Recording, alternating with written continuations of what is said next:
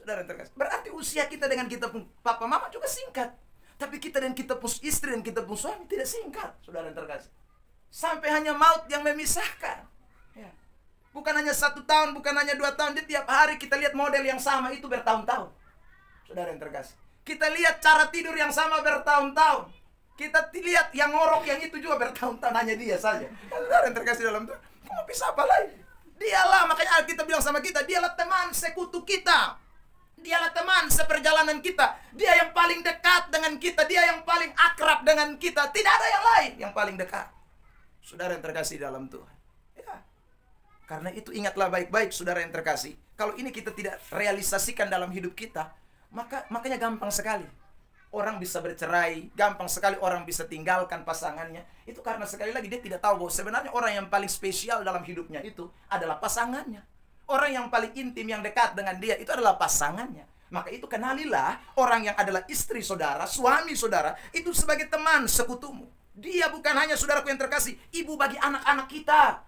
Dia bukan yang hanya sekedar urus kita pun pakaian setrika, cuci kita pun baju, sediakan makanan buat kita. Dia bukan sekedar pembantu dalam rumah. Kalau dia cuma pembantu ya sudahlah. Saudara, pembantu itu kan cepat toh. Terima gaji tidak betul, dia bangun kabur. Saudara yang terkasih, istri tidak begitu. Saudara, dia juga bukan bos kita. Kalau dia suami kita yang tiap bulan kasih kita doi, kasih kita gaji. Bukan, dia teman sekutu kita. Ada amin?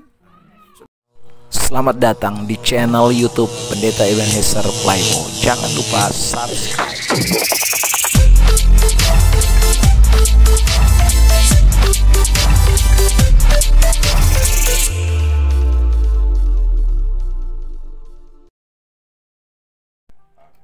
Amin. Puji Tuhan, silakan duduk.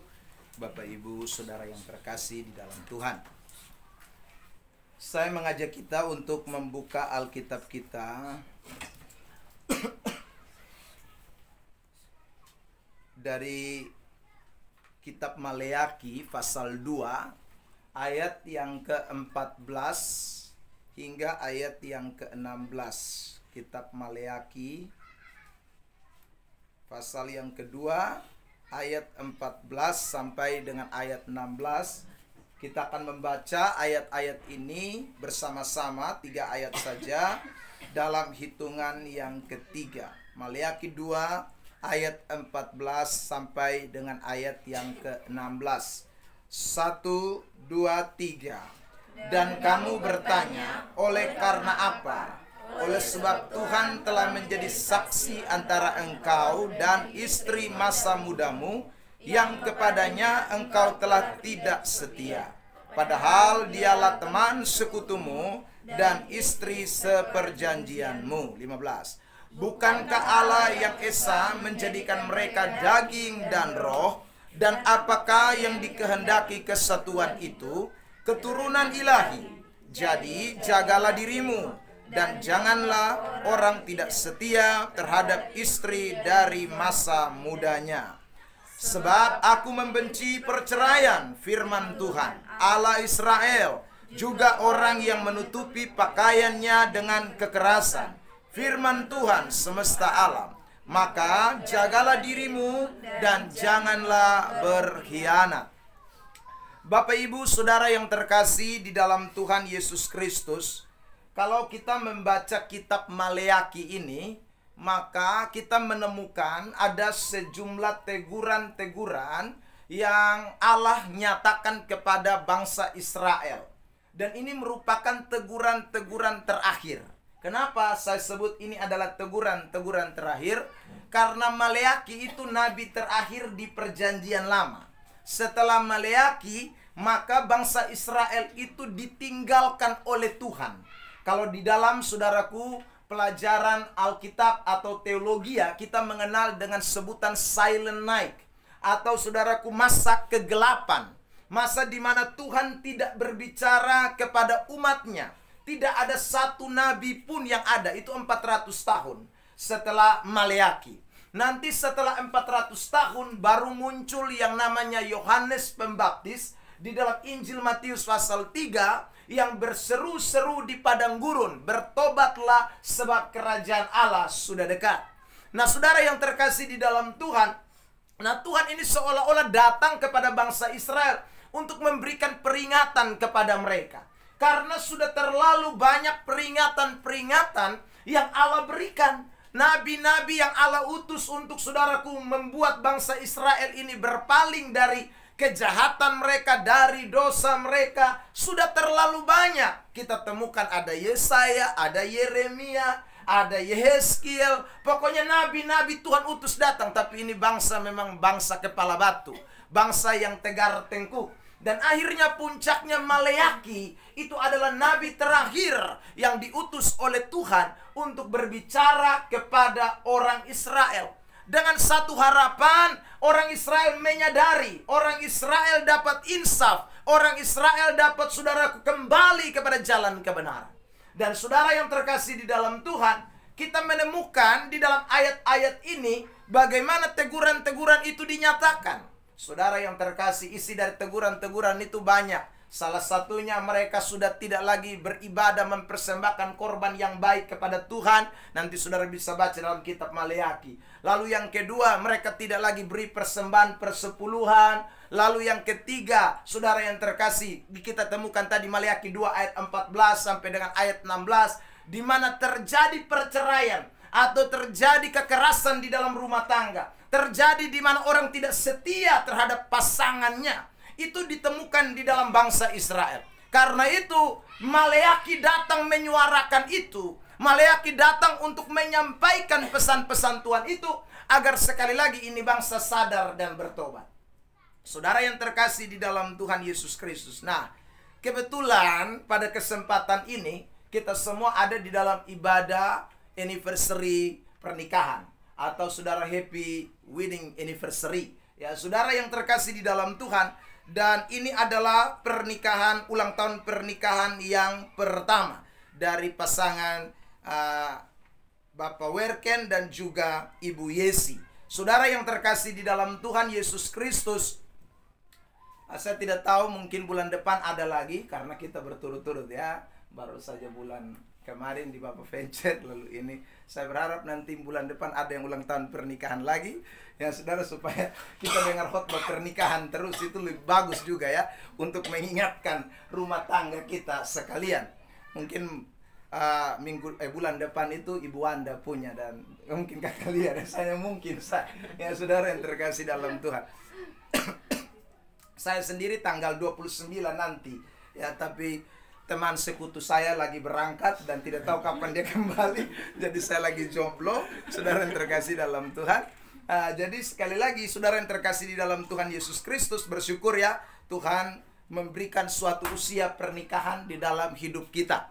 Nah, saya berikan tema pada kesempatan ini, pernikahan seumur hidup ya. Pernikahan seumur hidup. Saudara yang terkasih di dalam Tuhan, kalau kita memperhatikan tentang anniversary dari pernikahan atau wedding anniversary, saudara yang terkasih di dalam Tuhan, itu ada istilah-istilah yang muncul. Orang bilang pernikahan emas, pernikahan perak, pernikahan berlian. Nah, itu saudaraku ada istilah-istilah itu. Nah, kalau 1 tahun itu pernikahan apa? Ternyata saya cari-cari, ternyata 1 tahun itu pernikahan kertas. Saudara yang terkasih dalam Tuhan. Jadi baru 1 tahun ini namanya pernikahan kertas. Anniversary kertas ini hari ini, saudara yang terkasih di dalam Tuhan.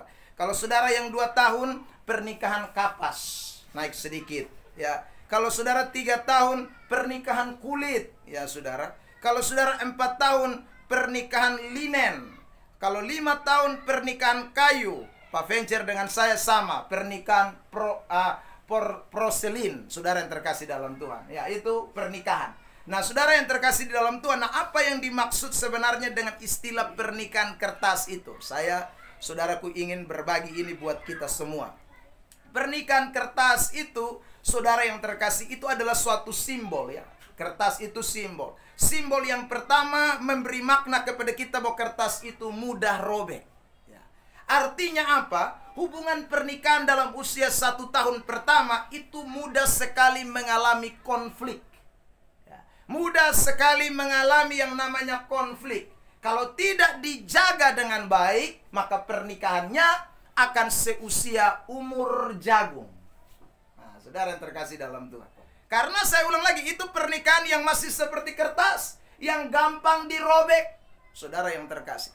Jadi kita mesti waspada, ini semua kita ya, saudara yang terkasih dalam Tuhan. Tadi saya sebut saya ini, porselin itu juga sebenarnya juga rapuh ya. Dia mudah pecah ya, saudara yang terkasih. Ya, tapi kelihatannya indah karena sudah melewati sejumlah proses, itu porselin ya. Tetapi saudara, kertas ini melambangkan hubungan pernikahan yang sekali lagi masih gampang sekali rapuh, robek, gampang hancur, saudara yang terkasih. Lalu kemudian kertas itu juga memberikan simbol yang namanya, saudaraku, sesuatu yang dapat dibentuk, dilipat ya toh. Orang kalau mau bikin perahu dari kertas bisa, kadang-kadang bikin apalagi pesawat dari kertas ya. Kertas itu mudah dibentuk. Jadi saudara, meskipun pernikahan 1 tahun itu adalah pernikahan yang rapuh, tetapi ketika orang betul-betul memberi diri mereka, itu maka pernikahan yang 1 tahun itu adalah pernikahan yang mampu dibentuk. Jadi tergantung mau bentuknya jadi apa. Mau jadi baik atau jadi hancur. Saudara yang terkasih dalam Tuhan, itu usia pernikahan 1 tahun. Makanya saudara yang terkasih di dalam Tuhan, kita mau belajar dari firman Tuhan pada sore hari ini. Saya tidak mau berbicara tentang pernikahan yang hanya seusia umur jagung itu, atau yang hanya 1 tahun lalu selesai. Tetapi pernikahan yang harus seumur hidup. Tadi kita membaca di dalam teks-teks itu, beritahu kepada kita bahwa Allah benci dengan perceraian. Lalu kemudian ada pernyataan jelas di sana bahwa, saudaraku, janganlah berkhianat ya. Lalu kemudian ada kata di ayat 15, saudaraku, hendaklah engkau setia terhadap istri dari masa mudamu, kata firman Tuhan. Artinya bahwa pernikahan yang Tuhan kehendaki itu bukan sekali lagi pernikahan yang berusia anniversary 1 tahun, tetapi seumur hidup kita, sampai hanya maut saja yang memisahkan. Ada amin? Saudara yang terkasih dalam Tuhan, khotbah yang saya sampaikan di keluarga Bapak Venture ya, waktu anniversary pernikahan itu, saya unggah di YouTube. Lalu kemudian saudara, seorang dari Sumatera Barat ya, mencari tahu nomor saya, lalu kemudian menelepon saya. Seorang ibu, saudara yang terkasih dalam Tuhan, dia telepon saya, lalu kemudian dia cerita, Bapak, setelah saya dengar khotbah Bapak, dia Kristen ini, saudara. Tapi sekarang saya ini bagaimana? Ya, saya dengan suami saya ini, kami dua menikah, tetapi kami dua ini sama-sama punya istri dan punya suami, saudara. Jadi yang satu ini, ibu ini punya suami, yang dia pun suami sekarang ini, atau yang mereka dua sudah menikah sekarang ini juga punya istri, saudara yang terkasih. Lalu saya bilang, kok kenapa bisa sampai kamu menikah? Ya, lalu kemudian itu sudah, Pak, kami juga tidak tahu. Waktu saya punya suami, dia cerita karena gila masuk rumah sakit. Ya saudara, saya bilang, lah, ibu pun suami masuk rumah sakit jiwa, ibu bukan urus, ibu cari laki baru. Ya, saudara yang terkasih dalam laki ada mengong setengah, ada di rumah sakit sana, pi urus cari laki baru. Sementara yang satu saya tanya, saudara, lalu suami yang sekarang kok kenapa dia ada istri? Ya, istrinya sudah tinggalkan dia kurang lebih sudah mau 2 tahun. Ya, akhirnya kami dua ketemulah di gereja. Karena kami dua ketemu di gereja, maka kemudian terjadilah jatuh cinta antara kami berdua. Ya saudara, karena satu suaminya di rumah sakit jiwa, satu istrinya sudah tinggalkan 2 tahun, saudara yang terkasih. Akhirnya dong dua jatuh cinta di situ. Nah, lalu kemudian saya tanya lagi, lalu pendeta yang memberkati kalian itu tanya tidak? Ya, tanya tidak bahwa kamu ada suami dan kamu ada istri? Tanya, Pak, katanya. Loh, kok tanya habis kenapa dia nikahkan? Saudara yang terkasih, dia bilang, habis saya pun suami sudah gila, jadi dia punya istri juga sudah tinggalkan dia 2 tahun. Jadi sudahlah, lebih baik supaya kami dua daripada hidup dalam persinahan, maka kami dinikahkan. Lalu saya bilang begini, ya ibu sekarang juga tetap bersinah. Ya, Pak dengan ibu tetap bersinah, saudara yang terkasih dalam Tuhan. Lalu saya bilang begini, tidak ada jalan lain, harus ambil keputusan, saudara yang terkasih. Memang ini berat, tapi tidak bisa tidak. Karena Alkitab hanya mengajarkan pernikahan itu seumur hidup. Hanya saudaraku yang bisa memisahkan maut. Tidak ada ayat yang mengatakan ketika gila suamimu, tinggalkanlah dia. Tidak ada ayat yang mengatakan ketika istrimu pergi merantau 2 tahun, maka nikahlah dengan perempuan baru. Saudara yang terkasih, Tidak ada ayatnya. Yang ada cuman maut yang memisahkan. Saudara yang terkasih di dalam Tuhan. Dia bilang, tapi bagaimana Pak? Kami sekarang sudah punya anak. Nggak mau tahu kamu punya anak ke tidak, saudaraku. Saya bilang itu keputusan ada pada kalian. Saya cuma menyampaikan apa yang firman Tuhan katakan. Ya, saudara yang terkasih, baru 2-3 hari setelah itu dia WA lagi. Dia bilang, Bapak, saya ngomong dengan suami saya tapi dia tidak mau ngomong. Apa Bapak? Dia tidak mau respon. Apa Bapak bisa bantu ngomong? Saudara yang terkasih dalam Tuhan. Saya bilang, kalau suamimu mau dengar saya ngomong, ya kasih dia HP, saya ngomong sama dia. Saudara yang terkasih dalam Tuhan. Ya. Tapi sampai hari ini dia pun laki tidak mau ngomong ya dengan saya. Saya tidak tahu kenapa, tapi yang pasti saya sudah bilang sama mereka bahwa betapa ingat baik-baik. Ya, pernikahan itu tidak ada kata lain, hanya cuman, saya ulang lagi, hanya maut yang bisa memisahkan kita. Nah, karena itu pada kesempatan ini kita mau belajar dari firman Tuhan dari kitab Maleakhi ini, saudara yang terkasih dalam Tuhan. Bagaimana supaya pernikahan kita itu seumur hidup.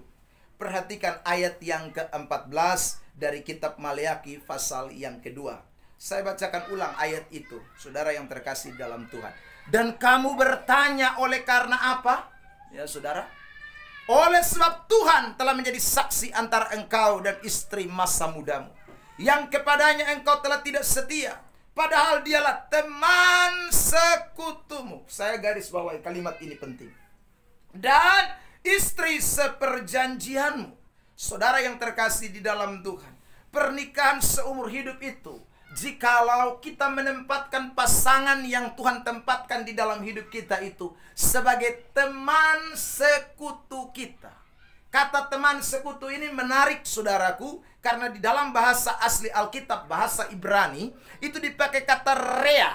Rea itu artinya sahabat dekat atau kawan dekat, kawan seperjalanan, yang punya relasi, yang punya hubungan dekat, hubungan sangat intim. Itu kata yang dipakai dalam kata teman sekutu. Saudara yang terkasih dalam Tuhan, artinya suami kita itu adalah orang yang paling dekat dengan hidup kita. Istri kita itu orang yang paling dekat dengan hidup kita. Harus itu, saudara yang terkasih. Tidak boleh ada yang lain yang lebih dekat. Bukan orang tua kita lagi, bukan saudara kandung kita lagi, bukan saudara yang terkasih dalam Tuhan, anak kita kalau sudah ada anak, bukan. Tetapi yang paling dekat dengan kita itu harus pasangan kita, rea, atau saudaraku teman sekutu. Jadi itu yang Alkitab katakan. Saudara yang terkasih dalam Tuhan, seringkali rumah tangga itu berakhir dengan begitu singkat. Karena orang tidak melihat pasangannya itu sebagai teman dekat dia, teman seperjalanan dengan dia. Saya pernah membaca satu artikel, saudara yang terkasih dalam Tuhan, ya, bicara soal suami istri. Coba kita cek baik-baik hubungan kita, saudara. Maksud saya adalah kehidupan kita selagi kita ada di dunia ini. Yang paling lama dengan kita siapa?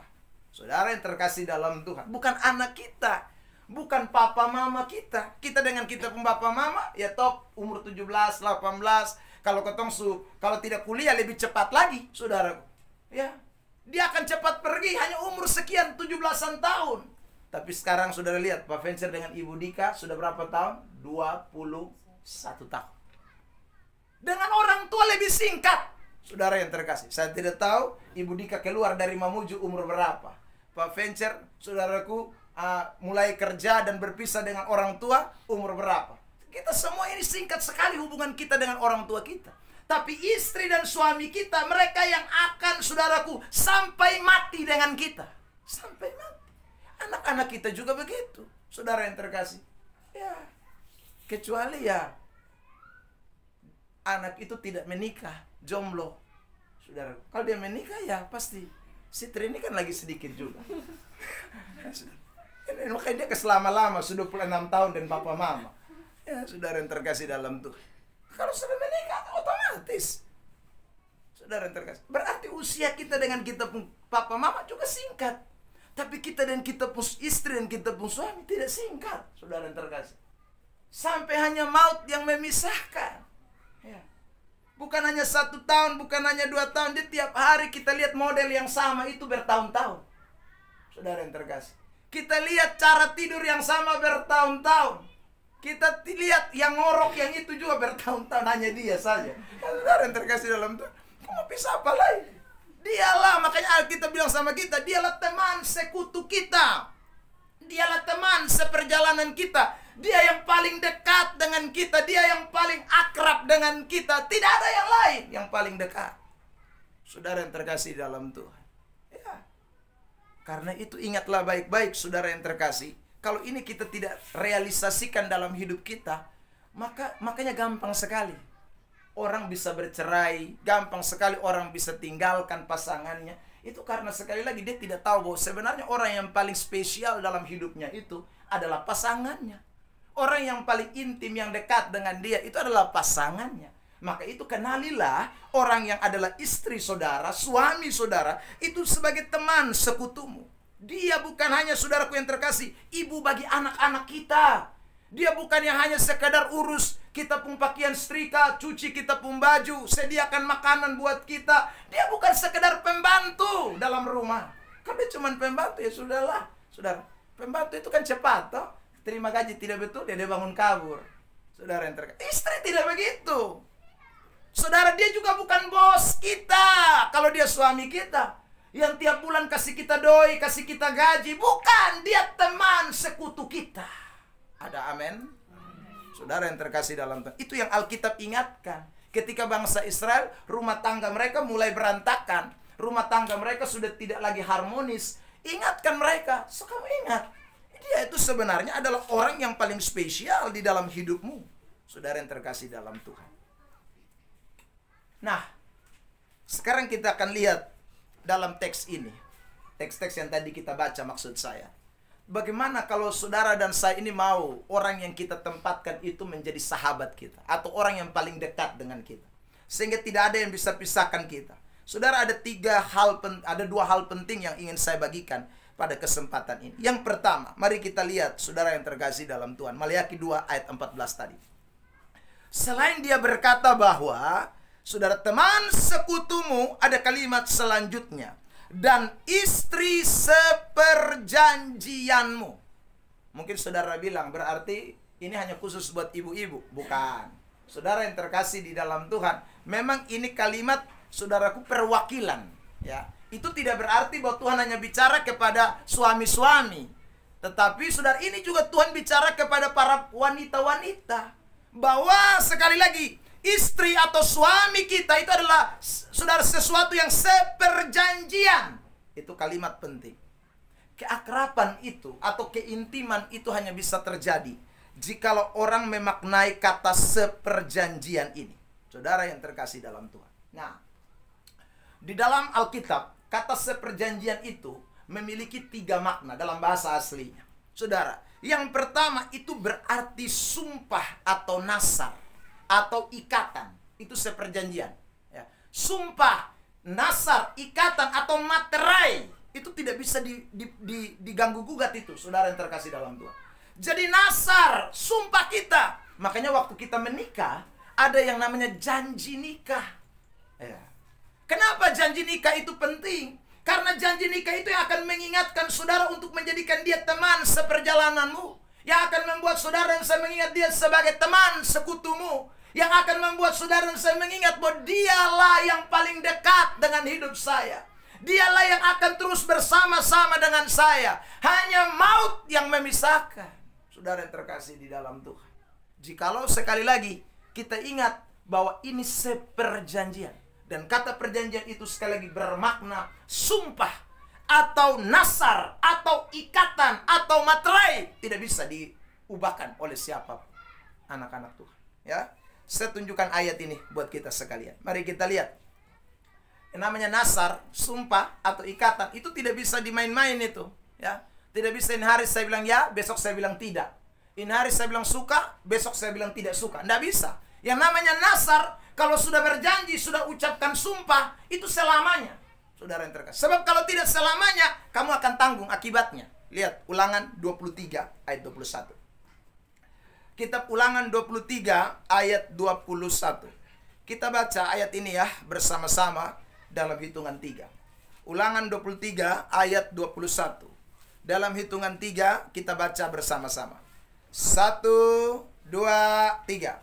Apabila engkau bernasar kepada Tuhan Allahmu, janganlah engkau menunda-nunda memenuhinya.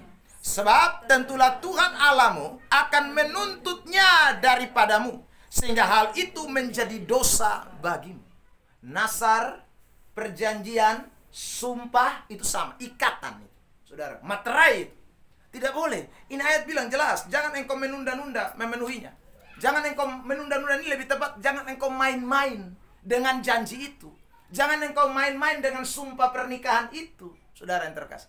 Jadi kalau kita ingat ini sumpah, saudara yang terkasih dalam Tuhan, son ada yang bisa dekat dengan botong. Karena waktu botong janji nikah, botong seomong dalam susah maupun duka, dalam senang, dalam penyakit, dalam sakit, dalam penderitaan, dalam segala macam. Anak-anak Tuhan. Kemarin saya scroll TikTok, saya kemudian menemukan satu pasangan suami istri. Ya saudaraku, itu beda bukan main-main. Bedanya 30 tahun. Sehingga viral di TikTok, saudaraku, bahwa ini laki-laki menikahi ini oma-oma, yang laki-laki lebih muda. Ya saudaraku, masih berondong. Sementara ini istrinya ini oma-oma. Ya. Saudaraku, dia menikahi karena orang bilang ini pasti karena harta. Jadi saudara, oma-oma itu atau istrinya itu memberikan klarifikasi. Dia bilang, netizen semua, ingat ya, kalian semua mengatakan bahwa saya dinikahi karena harta. Saya miskin. Dia bilang begitu. Saya tidak punya apa-apa. Ya, coba kamu cerita. Mereka dua ada baku peluk baru. Coba kamu cerita, kenapa kamu suka dengan saya? Ya sudah, si berondong itu. Wih, ini laki-laki satu. Masih muda. Model kebria begini, ganteng. Saudara yang terkasih dalam tuh. Ya, itu nenek-nenek. Justru saudara, pertemuan mereka katanya waktu ini oma lagi sakit-sakitan. Nah, saudara lihat. Ini oma sakit-sakitan, lalu si berondong datang, tiba-tiba ada perasaan bergetar di dalam hati. Loh, saudara lihat. Waktu saya nonton, saya ketawa sendiri. Kenapa? Karena saya ingat oma rambut putih yang itu hari di sini. Ya, saudara terkasih. Nah, itu model begitu tuh. Saudara yang terkasih dalam Tuhan. Ini. Nah, kenapa orang itu, ini agama bukan Kristen ini. Tapi mereka dua, saudaraku, kayaknya mesra sekali. Mereka dua yakini itu, saudara, adalah menurut mereka takdir dari Allah. Ya, sehingga Allah mempertemukan mereka berdua, saudara yang terkasih dalam Tuhan. Nah, ini penting sekali buat kita. Nah, kalau orang di luar sana saja yang punya ajaran bisa nikah sampai 5, 6, 7, 8 dan seterusnya, karena Nabi mereka mengajarkan, apalagi kita yang monogami ini, yang istri hanya satu ini, saudaraku, tidak boleh dua, yang suami hanya satu tidak boleh dua, ya, tidak boleh 3. Harusnya kita semakin menyadari bahwa ini ikatan ini terlalu sakral, ikatan ini suci, ikatan ini tidak bisa dibatalkan oleh apapun. Sumpah ini, nasar ini tidak bisa, anak-anak Tuhan. Kalau kita semua meyakini ini, saudaraku, pernikahan kita akan seumur hidup. Karena kita tahu ini nasar dengan Tuhan. Ini janji dengan Tuhan bahwa ini perempuan yang ada di samping kiriku, yang aku pegang tangannya. Laki-laki yang ada di samping kananku, yang aku genggam tangannya. Kita sudah berjanji begitu. Saudara yang terkasih dalam Tuhan. Dan sampai ini detik saya bersyukur. Karena orang-orang yang menikah, yang saya nikahkan atas kemurahan Tuhan, belum ada yang cerai. Saya berharap, saya tidak mau itu, saudaraku. Dan juga saya menjadi bapak saksi beberapa pasangan, puji Tuhan, mereka juga masih akur-akur saja. Ya, saudara yang terkasih dalam Tuhan. Betapa pentingnya, karena itu sumpah, janji di hadapan Tuhan, bukan janji dengan istri, bukan janji dengan suami. Kalau janji dengan suami dan istri, kotong langgar, saya bikin apa takut. Ya, tapi ini persoalan yang di atas ini. Maka ayat itu tadi bilang, sehingga hal itu bisa menjadi dosa bagimu. Hal itu bisa mendatangkan, saudaraku, murka Allah. Allah akan menuntutnya daripadamu. Ya. Karena itu tidak ada ruang bagi orang yang pesina atau tukang selingkuh. Tidak ada ruang di dalam kerajaan Allah bagi mereka. Pasti di neraka itu, anak-anak Tuhan. Karena itu, ingatlah baik-baik, usia pernikahan kita bukan usia umur jagung. Di ulang tahun pernikahan ini, saya ingatkan kepada kita semua, ayo ingat sumpah kita, nasar kita. Saya tidak tahu. Tadi saya sebut ada yang mungkin 1, ada yang 2, ada yang 3 tahun, 4 tahun, ada 20 tahun, 30 tahun mengkali juga yang sudah perak, emas, dan lain sebagainya. Saudaraku, saya cari tahu saya penasaran. Kalau 50 emas, 70 berlian, kalau 80 apa? Saudara, saya cari tahu ternyata 80 itu adalah abadi selamanya. Saudara yang terkasih. Karena mungkin tidak ada orang yang menikah sampai usia 80 tahun.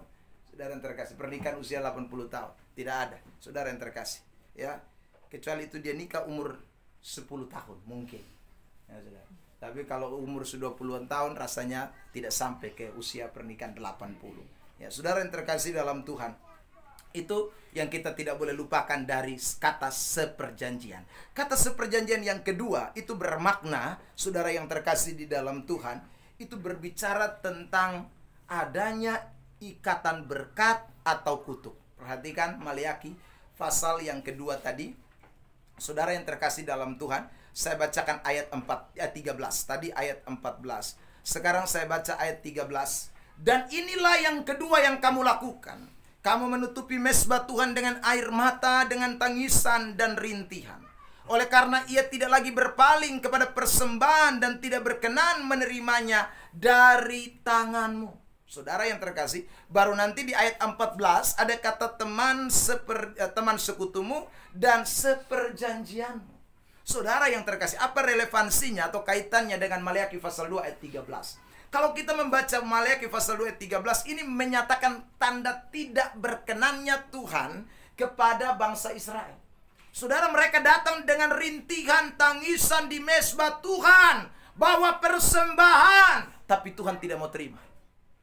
Kenapa? Saudara yang terkasih, rumah tangga mereka hancur. Maka dengar baik-baik. Mungkin ada orang yang bilang begini, Bapak, saya dengan istri kedua ini lebih nyaman. Saya dengan suami kedua ini lebih diberkati. Saudara yang terkasih, Anda mau pakai alasan nyaman kah, diberkati kah? Sekali lagi di hadapan Tuhan tetap tidak berkenan. Lu mau datang bawa persembahan 100 miliar kok, 100 juta kok, saudara yang terkasih. Mau datang menangis makra riu, saudara, Tuhan tidak berkenan. Saudara yang terkasih dalam Tuhan, ini ayat juga yang saya kirim ke pasangan yang tadi saya omong itu. Saudara yang terkasih, lu percuma, lu pikir gereja, percuma. Tuhan senakan mau nak. Karena kamu sekali lagi tidak tahu arti seperjanjian. Jadi seperjanjian itu maknanya dalam sekali, saudara. Bukan hanya bicara soal kita berjanji kepada Tuhan atau bersumpah kepada Tuhan, tapi ini berkaitan erat dengan soal juga relasi kita dengan Tuhan. Sebab tidak ada artinya kalau saudara dan saya, rumah tangga kita hancur, lalu kemudian kita pergi ibadah, mau menyanyi, angkat tangan, rentangkan tangan, Tuhan tetap tidak terima. Saudara yang terkasih. Makanya ada ayat di dalam suratan Petrus, di situ dikatakan ya, kamu kalau mau berdoa, ingat baik-baik. Ya saudara, rumah tanggamu mesti beres tuh. Suami-suami kalau mau berdoa, istri-istri kalau mau berdoa, mesti ingat, hubungan rumah tangga lebih penting. Saudara yang terkasih dalam Tuhan. Makanya saudara jangan sampai ya kita punya hubungan rumah tangga retak lalu kita bilang begini, yang penting saya dengan Tuhan. Tidak bisa. Ini soal perjanjian. Ini soal saudaraku seperjanjian. Relasi kita. Karena yang jadi saksi bukan main-main. Tuhan yang jadi saksi. Perhatikan ayat itu tadi. Maliaki pasal 2 ayat 14. Dan kamu bertanya, oleh karena apa? Ya, Tuhan tidak terima dong persembahan, dong menangis maklariu. Tuhan tidak terima, lalu kemudian dong tanya Tuhan, Tuhan kenapa kau tidak terima kami pun persembahan? Lalu Tuhan jawab mereka, oleh sebab Tuhan telah menjadi saksi antara engkau dan istri masa mudamu. Seolah-olah Tuhan bilang begini, di mana itu perempuan yang beta kenal? Di mana itu laki-laki yang beta kenal? Yang beta berkati boson dua tuh, itu dia di mana? Anak-anak Tuhan. Nah ini yang kita tidak boleh lupakan. Jadi ingat itu seperjanjian itu. Jadi ini bukan soal botong dan botong pu istri, botong dan botong pu suami, bukan. Ini soal masalah botong dan Tuhan Allah ini. Ya saya ulang lagi, kalau kita tidak lakukan ini, maka mau sekalipun saudaraku kita diberkati model kayak apapun, tetap kita tidak akan berkenan. Model persembahan semacam apapun, kita tetap tidak akan berkenan kepada Tuhan. Karena hal ini menjadi sangat penting dalam hidup kekristenan kita. Itu hal penting yang kita lihat tentang teman, sekutu, dan seperjanjian. Lalu kemudian kedua, saudara yang terkasih dalam Tuhan, dari bagian besar yang kedua. Saya bacakan ayat 15. Bukankah Allah yang esa menjadikan mereka daging dan roh? Dan apakah yang dikehendaki kesatuan itu? Keturunan ilahi. Dan jagalah dirimu dan janganlah orang tidak setia terhadap istri dari masa mudanya. Hal kedua yang Alkitab bicarakan kepada kita tentang rumah tangga yang mau seumur hidup ini. Ya. Yang pertama, ingat kalau ada teman, sekutu, dan seperjanjian. Yang kedua, ingat baik-baik bicara soal kesatuan. Dan apakah yang dikehendaki kesatuan itu? Ini berarti, saudara, pernikahan itu bicara soal kesatuan. Nah, ada dua kesatuan yang dibicarakan di dalam ayat ini. Kesatuan daging, itu yang pertama. Lalu kemudian disebut yang kedua, kesatuan roh. Anak-anak Tuhan. Ya. Tadi saya bimbing 2 orang yang akan besok kita baptis. Dua-dua sudah punya suami, saudara yang terkasih. Di awal saya bertanya, apakah waktu kalian 2 memberikan keputusan untuk mau beri diri dibaptis, suka stolaki dong? Beta tanya. Saudara. Lalu kemudian bilang, sudah Bapak. Apa kata suamimu? Suami saya mengiyakan. Saudara yang terkasih dalam Tuhan. Oh, tidak apa-apa. Suamimu mengiyakan kamu mau dibaptis. Oh iya Bapak, saya sudah jelaskan, saya sudah beritahu dia kebenaran, dan akhirnya dia kemudian paham dan dia tidak menghalangi saya untuk memberi diri saya dibaptis. Saudara, saya bilang, kalau begitu besok bawa suaminya ya, datang juga ikut ibadah. Saudara yang terkasih dalam Tuhan. Lalu yang satu bilang, Bapak minta maaf, beta pulaki sekarang ada di Lembata. Ya sudah. Oh tidak apa-apa, yang penting sudah membicarakan dengan baik. Sudah. Ini penting, kenapa? Karena kita ini bukan lagi 2 tapi 1. Apapun yang kamu lakukan, kamu harus ingat, kamu sudah kesatuan. Bukan lagi keduaan. Ya saudara, ini kesatuan.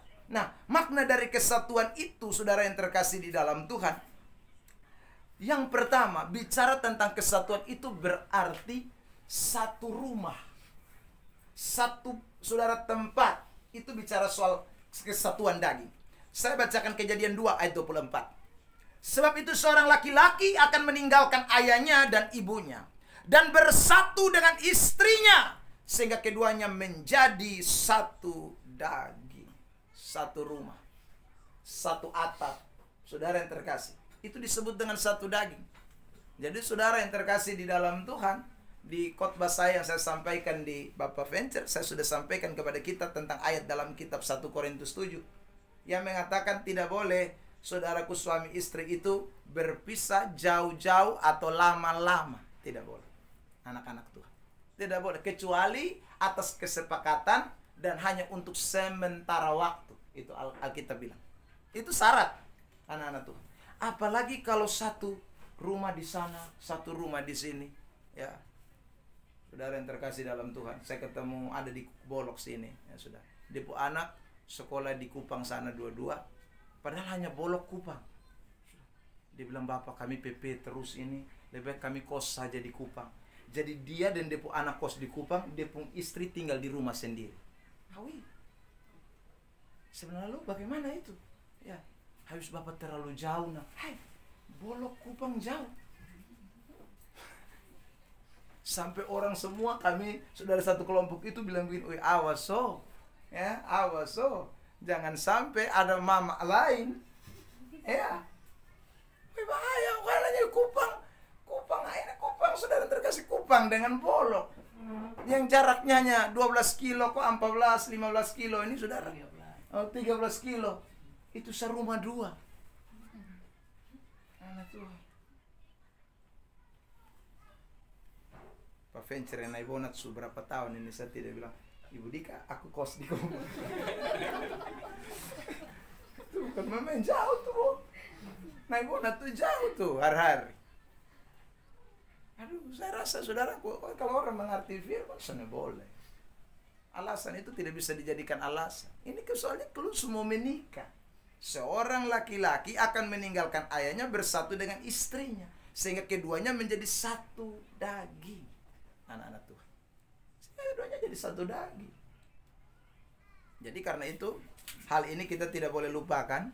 Jadi kalau bicara soal kesatuan, itu berarti saya dengan istri tidak boleh berpisah.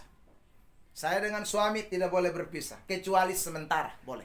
Ya, saudara yang terkasih dalam Tuhan, itu penting. Ya. Saya saksi yang ada saya. Ya. Ibu Anda dengan Pak Jo itu jauh, tapi Don Lusu bikin jadwal. Hari Rabu harus pulang. Harus pulang. Loh iya. Tidak boleh lama-lama memang. Sebab bahaya. Saudara yang terkasih dalam Tuhan, tidak boleh. Itu Alkitab. Jadi satu daging. Saudara, dulu pacaran saja. Ya, saudara maunya ketemu terus kan? Dulu yang pacaran mau ketemu terus. Nikah dong pisah. Ini kan otak agak mengong. Dulu pacaran maunya ketemu terus. Maksud menikah aku kenapa soalnya mau lah? Yang susahnya ada halangan, rintangan, hanya botol dua sani. Ya, ini baru mau pisah. Itu kan tidak masuk akal. Dulu yang masih ada halangan, kiri kanan botol melompat jendela, lari tengah-tengah malam. Lah iya kan? Saudara terkasih, hanya mau ketemu si dia. Bapak sudah tidur kok belum? Tanya dia Bu Adi. Bapak sudah tidur kok belum? Ya sudah terkasih. Kayaknya sudah tidur. Ya sudah. Mulai merayap pelan-pelan lari, pergi mau ketemu istri. Calon istri. Saudara. Padahal di pacar bukan main-main. Di Oesau. Bayangkan lari dari Bolok sampai Oesau. Hanya mau ketemu. Anak-anak Tuhan. Lalu kamu menikah. Lalu kemudian maunya pisah terus. Pisah terus. Waduh, itu agak berat itu. Saudara yang terkasih dalam Tuhan. Saya sekali lagi beri kecurigaan berat. Itu Anda mesti curiga. Curiga. Ada yang alasan bilang kami pergi kerja di Malaysia nak, ke Hong Kong nak. Saudara kalau lihat di handphone, di YouTube itu banyak sekali kisah bagaimana orang yang pergi TKW dong itu saudaraku, lalu kemudian minta maaf ya, akhirnya bersetubuh dengan dia punya majikan. Terlalu banyak. Anak-anak tuh. Karena itu jangan bikin rumus sendiri. Itu salah berat. Maka pernikahanmu akan seumur jagung, tidak seumur hidup. Saudara yang terkasih. Yang kedua, apa bicara soal satu daging atau kesatuan daging. Saudara yang terkasih dalam Tuhan, kesatuan daging itu menyangkut kenapa kita mesti satu. Ya karena bicara soal minta maaf saya sebut ini. Ada yang namanya seksual. Itu penting. Tuhan memang menciptakan itu untuk pernikahan. Ya. Tuhan menciptakan itu untuk pernikahan. Itu seks itu kudus. Kudus ya, seks itu bukan bicara soal sesuatu yang tidak kudus. Kudus. Tapi dalam pernikahan. Kalau di luar pernikahan tidak kudus. Tapi di dalam pernikahan kudus. Itu seks. Saya bacakan ayat ini. 1 Korintus 7. Ayat 3 dan ayat 4. Ya, ayat 3 dan ayat 4. Makanya ada kata satu daging. Keduanya telanjang dan satu daging. Itu bicara seksual. Lihat. 1 Korintus 7 ayat 3 dan ayat 4. Hendaklah suami memenuhi kewajibannya terhadap istrinya. Dalam hal apa? Demikian pula istri terhadap suaminya. Dalam hal apa? Saya minta tolong mama-mama baca ayat ini. Mulai. Ya, mulai kata istri. 1, 2, 3. Istri tidak berkuasa atas. Tetapi siapa yang kuasai? Suami. Nah, itu saudaraku. Lalu kemudian yang kedua. Demikian pula bapak-bapak bilang suami tidak berkuasa atas tubuhnya sendiri, tetapi apa? Istrinya. Jadi suami pun tubuh, istri punya. Istri pun tubuh, suami punya. Anak-anak Tuhan. Iya. Tidak ada yang bisa larang itu dalam pernikahan. Makanya itu namanya kekudusan pernikahan. Saudara yang terkasih. Saya di Kupang ini. Akhirnya mereka pisah. Saudara yang terkasih. Suaminya padahal orang punya duit. Ya. Mereka datang kok istrinya konsultasi dengan saya karena saudara sudah sekian lama. Suaminya kerja dari pagi sampai malam, pulang datang, istrinya korek begini, dia bilang, capek. Saudara. Istrinya korek terus, istrinya lebih semangat rupanya, saudaraku. Istrinya main korek terus. Terakhir bapak tua pindah tidur di bawah. Lama-kelamaan rumah tangga hancur. Istrinya yang akhirnya tidak tahan. Saudara yang terkasih dalam Tuhan. Nah iya, karena memang saya nikah ini karena lu pun tubuh saya punya. Saya pun tubuh lu punya. Saya itu datang. Capek. Nggak bisa lah. Kalau begitu lu dahulu nikah dan lu pun pekerjaan. Jangan nikah dan saya. Nah iya, lu nikah habis bikin hanya jadi tontonan. Nggak bisa, saudara yang terkasih dalam Tuhan. Makanya ini ayat bilang satu daging. Saudara. Jangan itu, saudara yang terkasih dalam Tuhan. Hati-hati ya. Ada yang lebih parah lagi, seperti 1 Korintus 6 ayat 16. Untuk istri dan suami dia tidak kasih, tapi untuk lain dia kasih. Lihat. 1 Korintus 6 ayat 16. Atau tidak tahukah kamu bahwa siapa yang mengikat dirinya pada perempuan cabul menjadi satu tubuh dengan dia? Sebab yang demikianlah kata Nats, keduanya akan menjadi satu daging. Jadi kalau tidak mau tubuh kasih di laki, mau kasih di sap. Kalau tubuh mau kasih di istri, mau kasih sap. Saudara yang terkasih, berarti kamu kasih ke lain. Berarti kamu satu daging dengan persinahan, percabulan. Anak-anak Tuhan. Nah, ini tidak boleh terjadi dalam hidup kekristenan. Ya, terakhir satu roh. Satu roh. Roh itu bicara tentang relasi kita dengan Tuhan. Makanya saya selalu bicara berulang-ulang kali, pernikahan beda agama tidak bisa. Ya, kenapa? Karena iman kita hanya kepada Kristus Yesus. Tidak bisa tidak. Bagaimana satu Tuhan Yesus Kristus yang satu? Ya ilaha illallah. Tidak bisa. Terkasih dalam tuh. Tidak bisa. Makanya betapa pentingnya pernikahan itu mesti satu agama. 2 Korintus pasal 6 ayat 14 bilang, saudaraku, tidak ada pasangan yang tidak sepadan. Tidak boleh. Terang tidak bisa bersatu dengan gelap. Gelap tidak bisa bersatu dengan terang. Tidak ada, saudaraku, antara Belial dengan Kristus. Itu tidak ada persamaan.